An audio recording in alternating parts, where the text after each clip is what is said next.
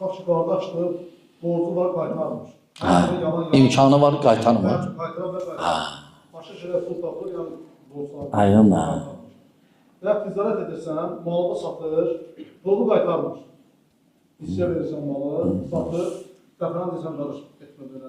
Yaxşı, nə deyirsən deyəndə ona? Deyirsən, qarış, pulunu yaxşı verəcəm, hər dəfə müstəq bəhanələr. Yəni, bu barədə sizdən xahiş edən nəsiyyət edərdiniz. Yəni, vaxtı gedib artıq borcun? Bəli.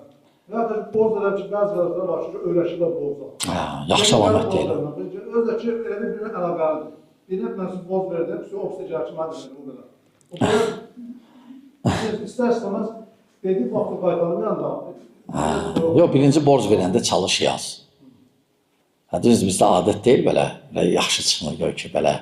Amma əslində borc verəndə gedək yazasan, təyin eləyəsən vaxtı, istəyirsən vaxt təyin elə. Təbii ki, böyük günah qazanır. Vaxt təyin olunur. Gerək qaytarar.